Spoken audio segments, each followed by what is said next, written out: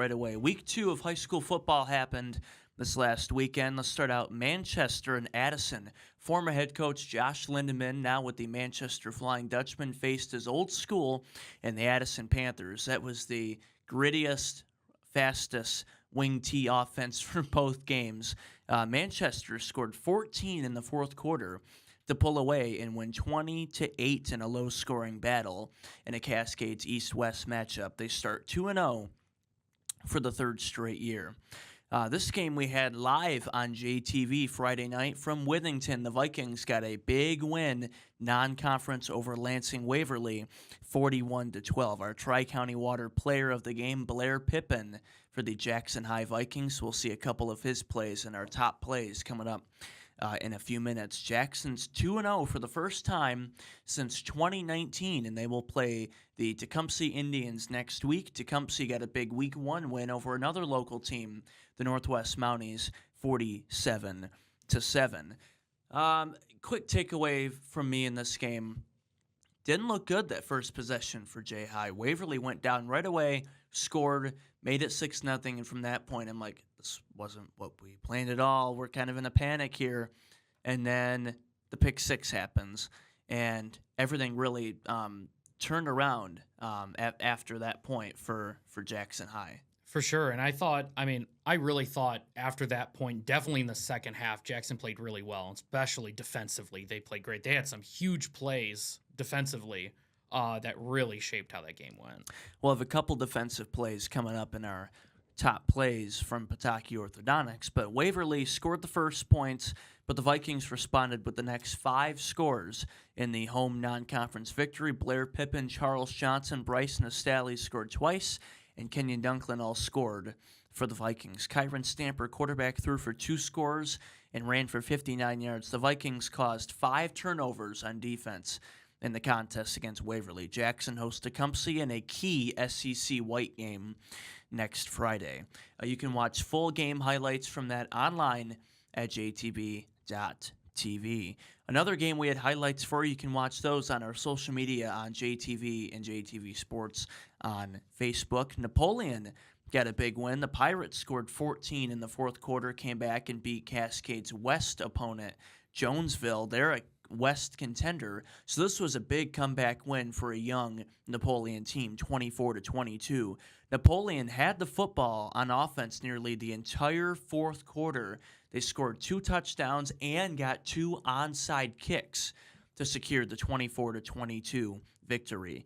Northwest dropped to 0-2. They lost Adrian Madison. Now Adrian Madison has played 2 local Jackson teams back-to-back weeks. They beat Columbia Central, and now they beat Northwest. Madison is now 2-0.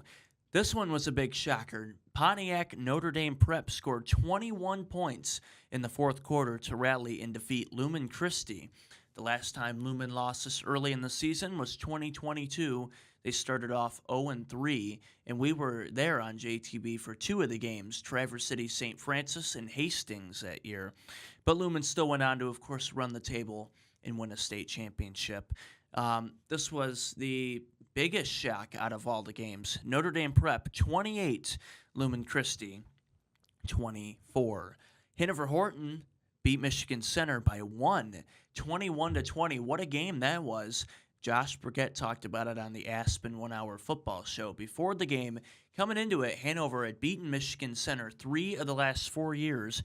Hanover Horton has now defeated Center 4 of the last 5, and Hanover, for the first time since 2014, is 2-0 to start the year. They started 4-0 that year. We have photos from that game online at jtv.tv. Highlights are also online at jtv.tv. For this game, Grass Lake had a big win over Columbia Central, 47-20. Quarterback Braden Lape had 304 yards and 4 touchdowns. Senior receiver, we talked to him at Media Days, Bryant Cook, had 2 touchdowns for the Warriors as well. Grass Lake 2-0 for the second straight year. They started 4-0 last year, and they play another red-hot team. Grass Lake going to Hanover this Friday. That should be a big game. The Warriors and the Comets. We had a post-game interview with quarterback Braden Lape for the Grass Lake Warriors. Let's take a look. We really got the offense started fast. I think that was our goal going into this game, is get the passing game going. And obviously, we got it going. We got our guys. I mean, honestly, all of our wide receivers, all of our line, all of our running backs were all in it. And you know what? When everybody's in it, it opens up things. You know, when we got enough guys where we can pound that ball and then go back to the pass. You know, I think that was the success tonight. I mean, last week I was a little upset with my performance. I threw a pick early in that game and never really, you know, capitalized on the rest. So I think it was good getting back into it this game. I mean, obviously we scored 47 in that first half, and you know that was the difference tonight, and you know that felt good. Getting back on track and getting back throwing to these guys, it's been great. Oh, dude, my teammates are awesome. I mean, not only the skills players, not only the running backs, wide receivers, but those O linemen up front. You know, I think we were all on the same page, and we really just got it done. You know, can't say enough about my teammates, because without them, I couldn't throw the ball or you know, open up the pass with the running backs. It feels good to start the season going you know 2-0, and going into Hanover, we know we gotta still continue to clean things up. Even though we were pretty good tonight, we still got things to clean up. So cleaning those things up, really looking in film and trying to get better for that team. That will be our goal this week, and you know it's a big one. You know, to start 3-0, that's a big game. So we're excited for it. Thanks a lot to JTV's Matt Kibbe for covering the Napoleon highlights and for getting a soundbite from Braden Lape after the game. Braden Lape bringing those numbers up, man. Anytime we get Braden Lape For on. sure. 4 touchdowns, Grass Lake wins 27-20. You can watch full highlights at jtv.tv. Western will have live on Friday this coming weekend here on JTV as they play Marshall. But Western went all the way up to Traverse City Central, scored 16 in the fourth quarter, and got a big 30-20 win against TC Central to improve to 2-0. Stockbridge fell to Union City as expected, 33-20. Springport is 2-0 for the first time since 2019. Great for the Spartans football program, 34-6 over Maple Valley. Hillsdale dropped to Lake Fenton, 32-6. Leslie over Homer, 55-6. Leslie 2-0 for the second straight year. Quarterback Joel Cranmore, 6 touchdowns and 381 yards. A big night on the scoreboard for a contender, definitely a dark horse in the Cascades Eats coach Tim McCann and the Leslie Blackhawks. And another big one, the first Cascades win since October 5th, 2018 for the Jayhawks of Vandercook Lake. They are 1-1, 43-20 over the East Jackson Trojans. Adam, any nuggets pointed out for you from any of the games Friday? Of course, big win for Vandercook, but any other nuggets there?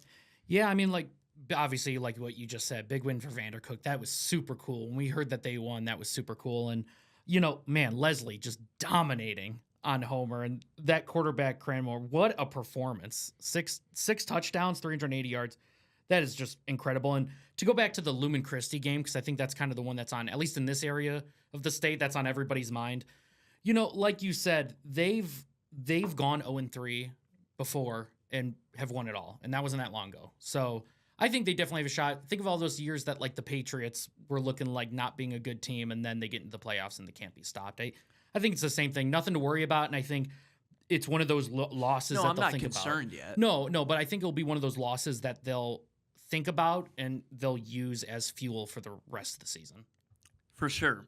And Napoleon got a big win, too. You know, coming into the season, they lost week 1 to a Onstead team who also has struggled in the past handful of years.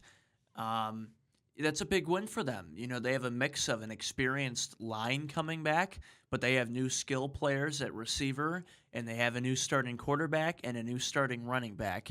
And to play against a team in Jonesville who has all experience coming back, scoring 14 in the fourth and getting 2 onside kicks to win the game was big for them. So shout out to Napoleon, too.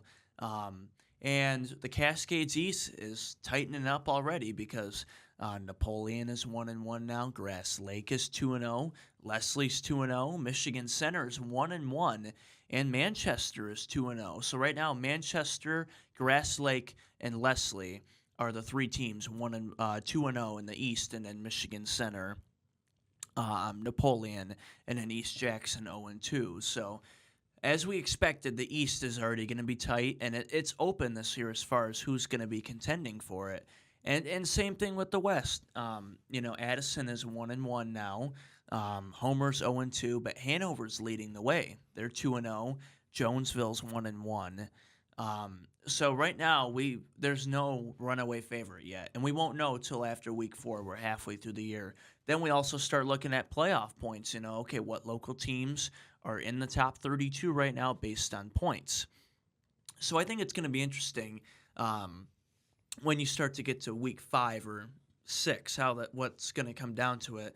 And we've got some really big games coming up later in the year on JTV that will be key in the Cascades Lake when Grass Lake plays at Napoleon in a few weeks. That's going to be a big matchup for both teams, and I'm looking forward to actually watching Grass Lake here on JTV coming up. So